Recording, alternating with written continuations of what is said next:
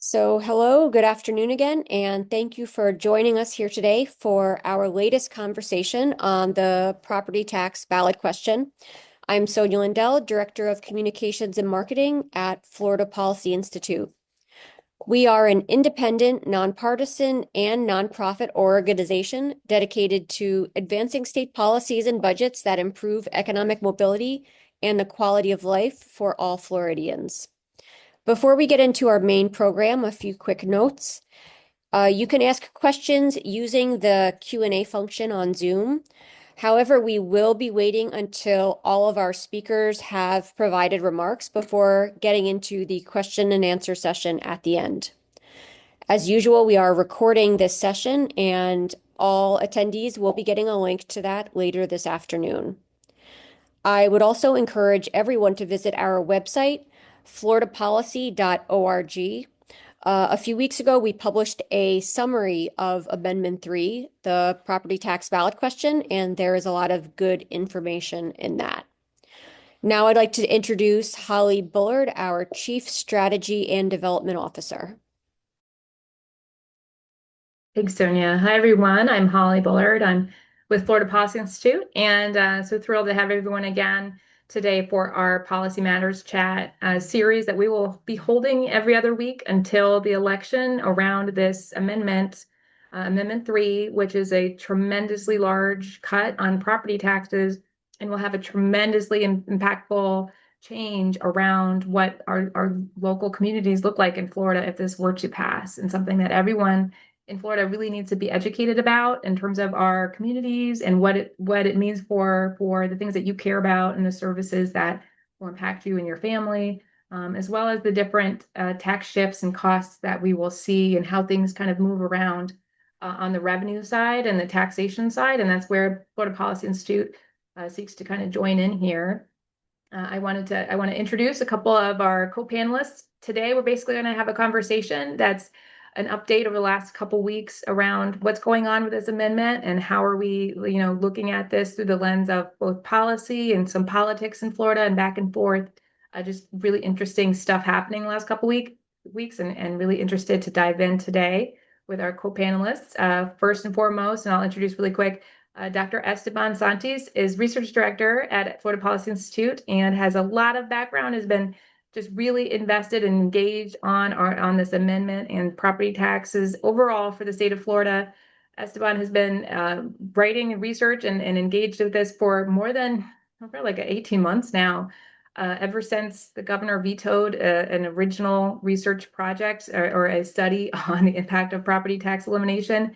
And Esteban and others at Florida Policy Institute really thought, gee, that's something maybe we should be looking into. Sounds like an issue that could be coming up here in the future. And were we ever right? And here we are today, many months later, and lots of research under our belt. And Esteban can also speak a little bit over the future of some of our research, just to keep an eye out for this space for FPI. We do plan to publish more continually over the next few months on the impacts of this amendment, not only at the state and the county level. That Esteban's piece, please take a look at it. It's very great on the overarching the ballot summary, and then the local impacts on fiscal, but also just really diving in, like what does this really mean for different parts of our state, whether that's like children's services councils or hospitals or other areas, and really diving deep so that every voter across our state can be really well informed and understand what this means locally. So stay tuned. We will continue to have these conversations around those upcoming publications and pieces, and partner with other folks in the state who are putting out their own research or their own education and involvement in this. There's so many different hands in this fight, essentially, and because so many different sectors and groups and communities will be impacted. Also with us, Jason Garcia, a wonderful partner and very knowledgeable resource in Florida, and wonderful investigative journalist and producer and publisher of Seeking Rents, one of the best outlets in terms of policy and just understanding, especially taxes and how, like, who wins and who loses from these conversations.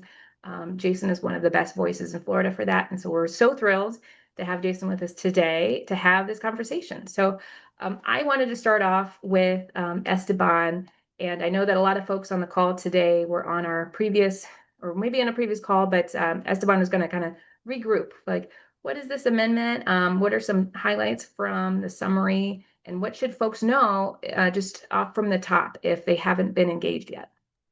Yeah, let's begin with a thank you, Holly.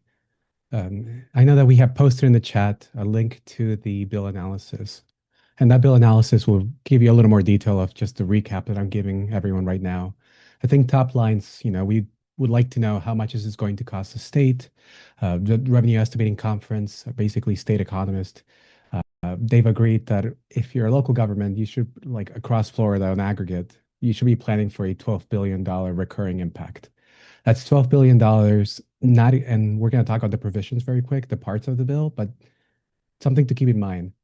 This bill creates a vague pathway to full elimination of non-school homestead property taxes. The $12 billion recurring figure does not include or contemplate the full elimination of non-school property taxes on homesteads, which means that $12 billion should be recurring, should be a baseline for us, with the understanding that if this were to pass and we do approach that pathway toward full elimination, this would increase. And I would like to just remind people that during the special session, or sorry, during the regular session this year, one of the bills did look at the possibility of eliminating homesteads, property taxes, non-school, and that impact was around $18.5 billion on a recurring basis. So just to give you a sense of the range here, as if this were to pass and we start to eliminate property taxes on those homesteads, the impact would have to increase above 12 billion recurring, but just giving you that baseline.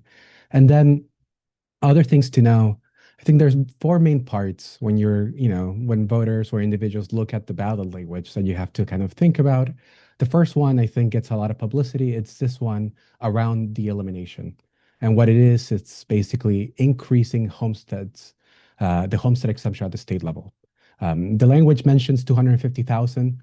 That would be in effect in 2028. But I will say before you get to 250,000, you're going to get a $150,000 homestead exemption. That goes up to 250,000, and then you get this idea of a schedule for full elimination. But what I will say about this, and what you need to know, is that the amendment lacks clarity surrounding, you know, the homestead exemption. It doesn't mention the 150,000, and also it lacks clarity around the full elimination of non-school property tax on homesteads. It's unclear what this schedule would look like, who would have the discretion, how much authority your localities are going to have in implementing this. And it also basically gives a future legislature the ability to eliminate property taxes without a future vote. So I do think that lack of clarity is in that part. There's another part to this, which is the idea of requiring local governments to use property tax revenue for specific public needs or core public services. Um, so I know that the resolution frames it as ensuring funding for core services. I would just point out that this doesn't really ensure funding. It just mandates or restricts funding to a list of core services defined by the state. So in many ways, this part of the amendment would just impede decision making at the local level.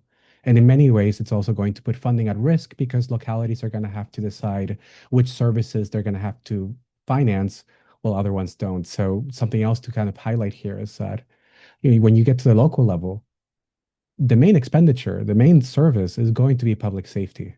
So I think you get to a scenario where you're going to have to figure out, okay, how do we finance public safety?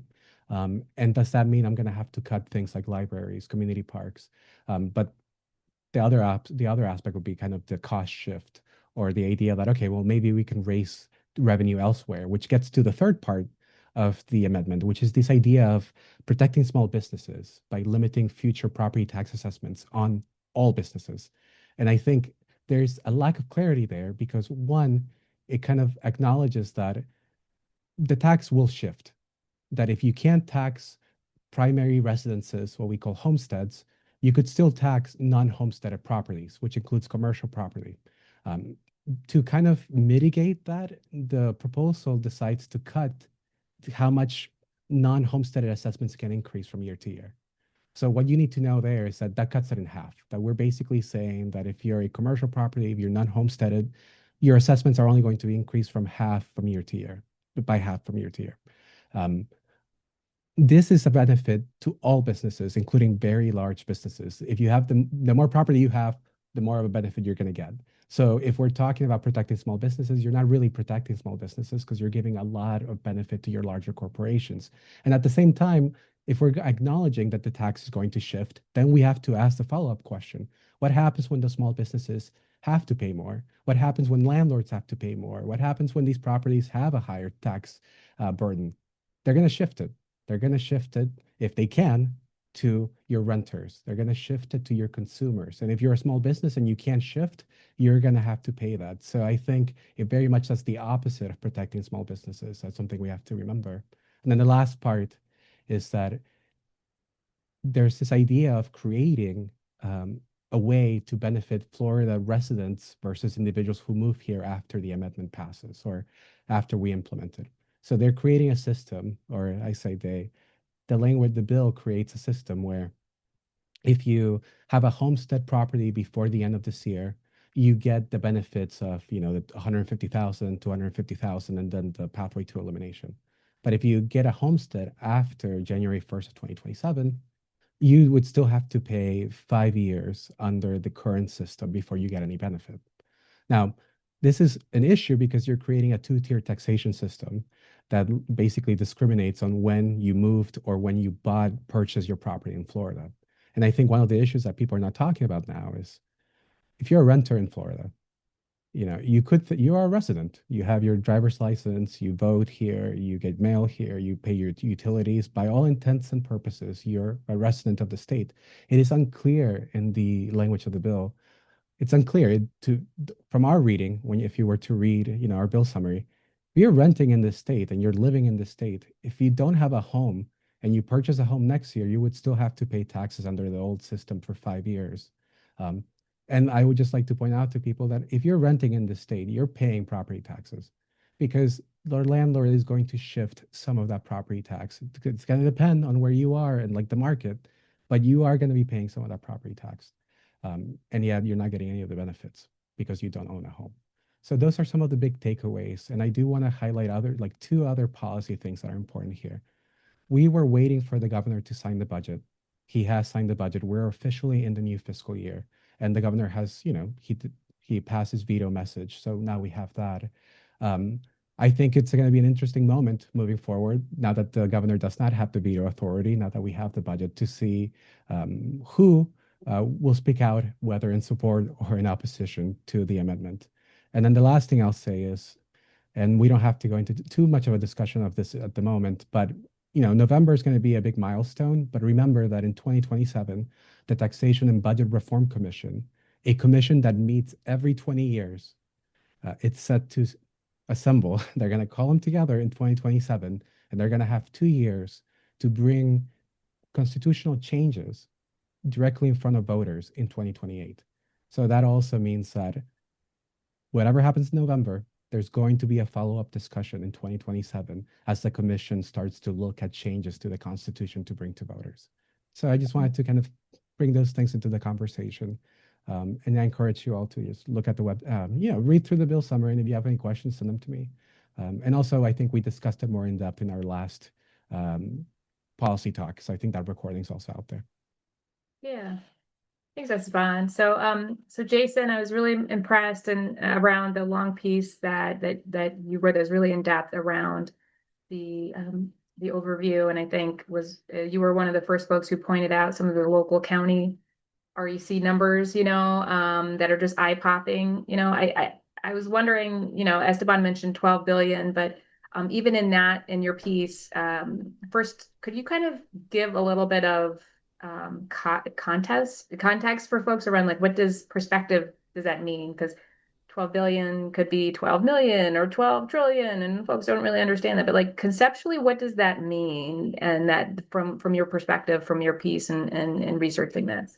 Yeah, so it is roughly the equivalent of about a quarter of all local property tax collections. And again, this is before, like Esteban says, before you sort of further ratchet up the homestead exemption, and assuming they can figure out how that actually works, which we should talk about how there's conflicting answers coming out of the legislature itself about how this would actually work. But so you're talking roughly a quarter of all local property tax collections, And again, this is the main source of general revenue for local governments, right? So this is a lot of times you'll see it like cast. The governor will like to talk about it in context of all local government revenues, except most of those revenues, most other revenues are restricted, right? You can't spend them on, you have to spend them on specific things, right?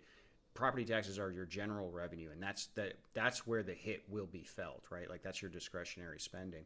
And just the way I keep telling it to folks is just like, like you said, 12 billion is such a big number that it's meaningless to like normal people, right? Like in your life, in your everyday life. But imagine losing 25% of your income, right? That is not like your life just moves forward uninterrupted there, like, too bad. You have to make up for that somehow. You're probably going to cut a bunch of expenses, including expenses that you think are important.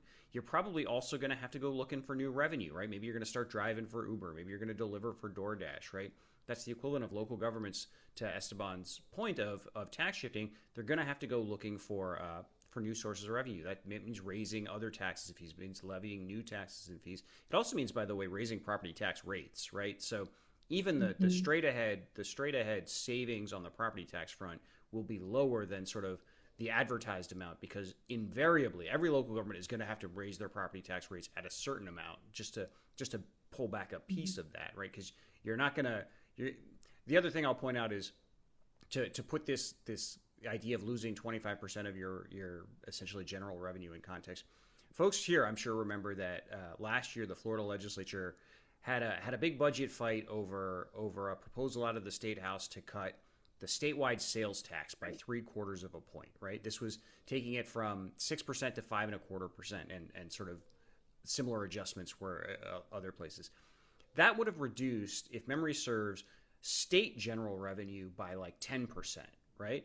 And the legislature just fell apart over it, right? They could not get anything done because there was so much fighting about, wait, what would we cut if we do this? What all these budget projects that we want to fund, that our communities are demanding we fund, we can't do that now.